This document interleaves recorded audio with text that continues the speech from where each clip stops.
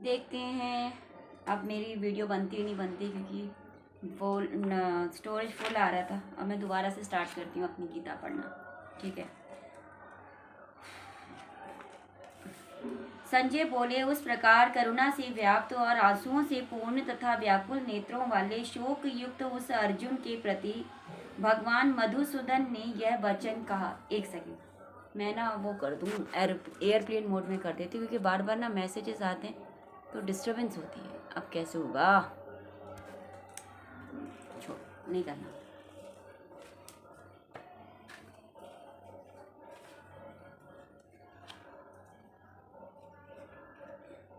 संजय बोले, उस प्रकार करुणा से व्याप्त और आंसुओं से पूर्ण तथा व्याकुल नेत्रों वाले शोक युक्त उस अर्जुन के प्रति भगवान मधुसूदन ने यह वचन कहा।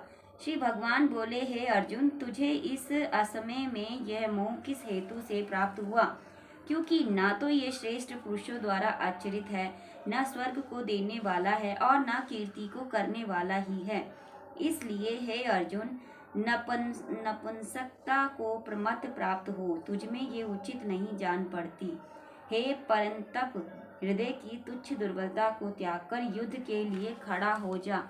अर्जुन बोले, हे मधुसूदन, मैं रणभूमि में किस प्रकार बाणों से भीष्म पितामह और द्रोणाचार्य के विरुद्ध लड़ूंगा, क्योंकि हे आरिसुदन, वे दोनों ही पूजनीय हैं।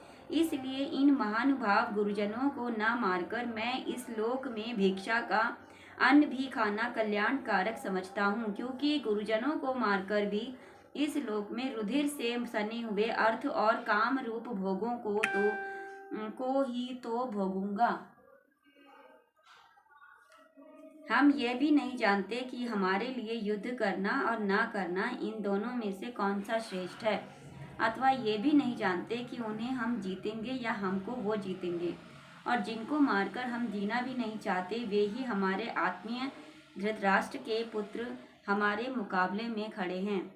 इसलिए कायरता रूप दोष से उपहत हुए स्वभाव वाला तथा धर्म के विषय में मोहिताचित हुआ मैं आपसे पूछता हूँ कि जो साधन निश्चित कल्याणकारक हो वह मेरे लिए कहिए, क्योंकि मैं आपका शिष्य हूँ। इसलिए आपके शरण हुए मुझको शिक्षा दीजिए, क्योंकि भूमि में निष्कटक धन धान्य संपन्न राज्य को और देवताओं के स्वामीपने को प्राप्त होकर भी मैं उस उपाय को नहीं देखता हूँ जो मेरी इंद्रियों के सुखाने वाले शोक को दूर कर सके।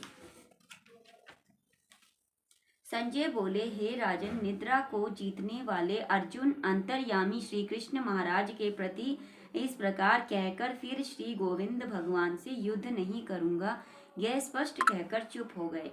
हे भरतवंशी धृतराष्ट्र, अंतर्यामी श्री कृष्ण महाराज दोनों सेनाओं के बीच में शोक करते हुए उस अर्जुन को हंसते हुए से यह वचन बोले।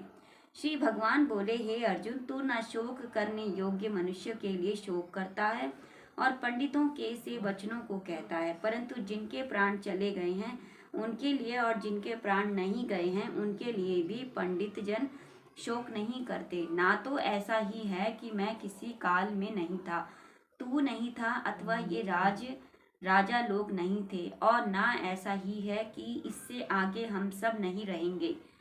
जैसे जीवात्मा को इस देह में बालकपन, जवानी और वृद्धावस्था होती है, वैसे ही अन्य शरीर की प्राप्ति होती है। इस विषय में धीर पुरुष मोहित नहीं होता।